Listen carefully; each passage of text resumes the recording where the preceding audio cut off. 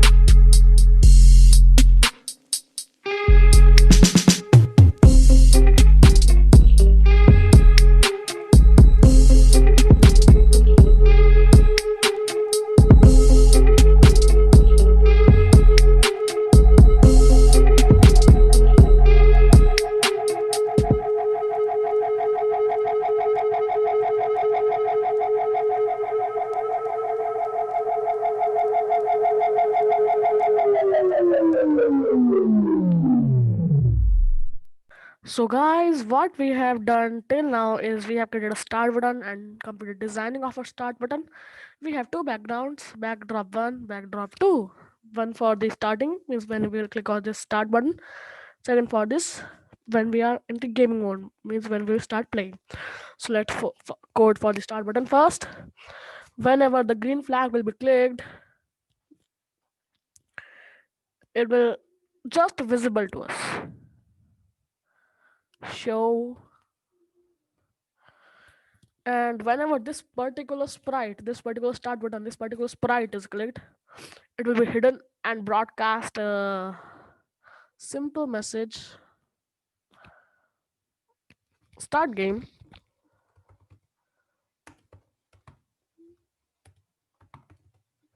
And now let's edit a bit in these. Whenever this green flag will be clicked, it will not visible to us because when we're in the playing mode or when we're in the starting mode. And whenever it will receive the message, the broadcast message, the start game, it will be visible to us and just go to its normal mode. Same for the food. When I should start game, looks, blah, blah, blah.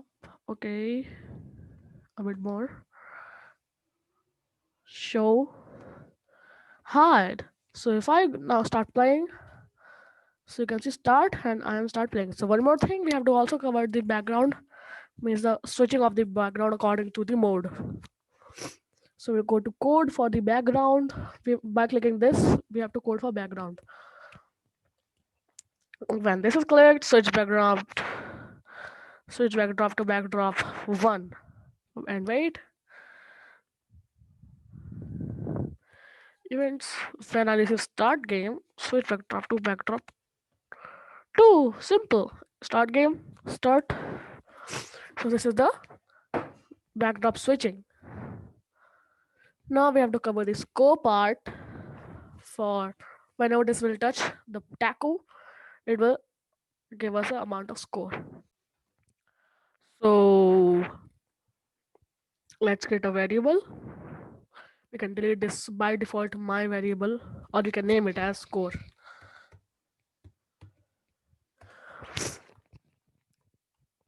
Whenever this can be clicked, set score to 0.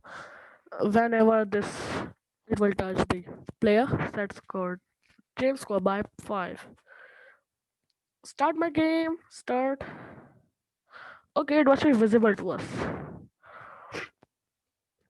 You can see there's a score 10, 15. This is the score. Now we have to create the time, a new variable named time.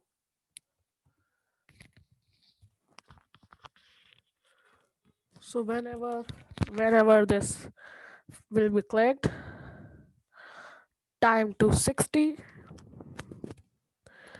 and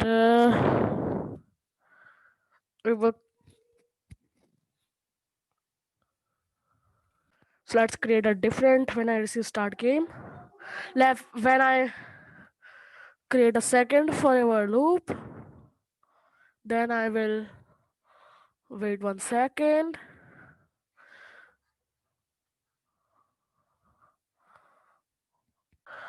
So it will insert the wait 1 second. Change time by -1. So that will create a time. Simple, isn't it? We can set this time to between large readout. Perfect. Start playing 60. Start. You can see time is changing accordingly. We can do what also we can while making it more good. We can add some sounds to it also.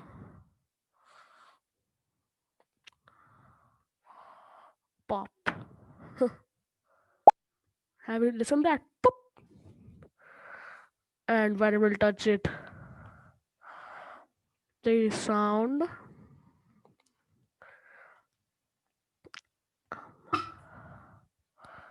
Okay, you can also record the sound.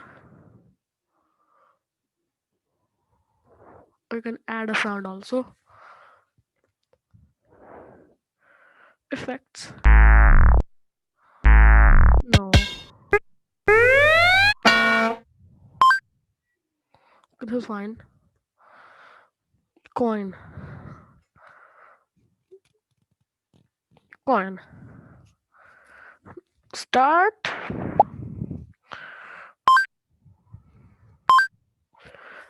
I hope you can hear the sound. So we have completed our part 2. Hope you understand it properly.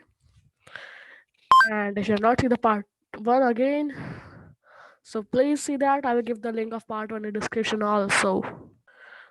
So guys, if you understand it properly, so please like my video, share it. Don't forget to share it with your friends and subscribe my channel for more interesting videos.